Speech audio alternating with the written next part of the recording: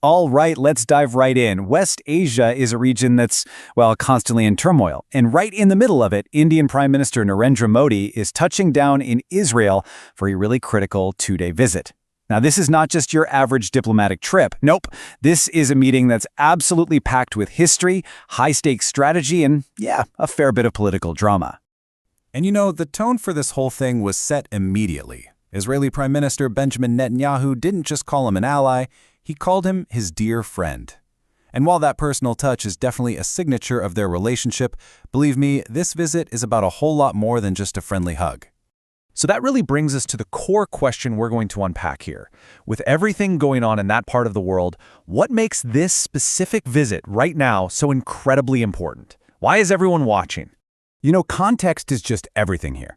This trip is happening right after the devastating war in Gaza, and with these really intense tensions between the US and Iran hanging over everything.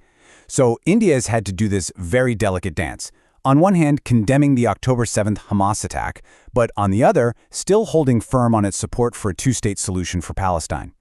Modi is basically walking a diplomatic tightrope. To really get what's happening today, we've got to hit rewind. This very public, very strategic partnership we're seeing now, it wasn't always this open. For decades, the relationship was something that happened more in the shadows than out in the open spotlight. And the journey's been pretty remarkable, actually.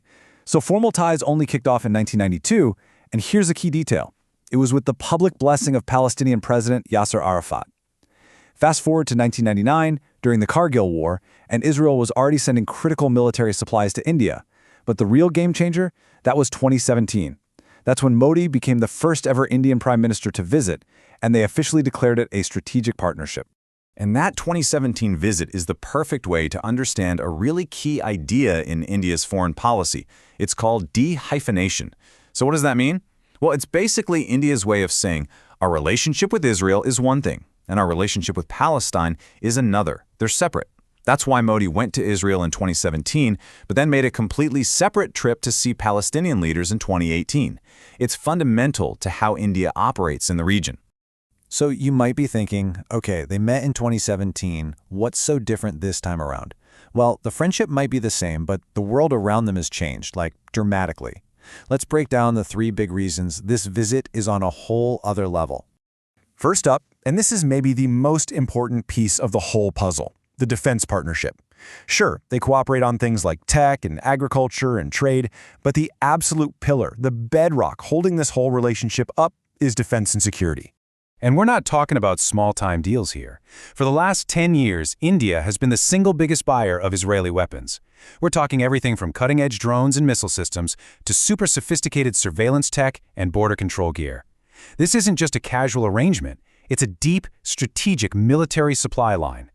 But these talks now are all about taking it to the next level. It's not just about India buying equipment off the shelf anymore. The conversation has totally shifted. Now the big focus is on developing weapons together, sharing more intelligence, and this is a huge one for India, transferring technology so India can modernize its own military and build more at home. Okay, the second major reason this visit is so crucial is the region itself. I mean, West Asia in 2026 is a completely different place than it was in 2017, and both of these leaders have to figure out how to navigate this new and, frankly, much more volatile geopolitical map. The difference is just stark. Think about it. 2017 was before the Abraham Accords, those game-changing deals that saw Israel normalize ties with several Arab nations.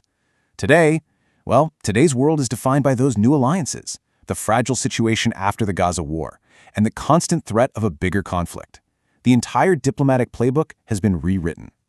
And this new map comes with a very, very full agenda. They're going to be talking about that massive IMEC trade corridor that's supposed to connect India all the way to Europe.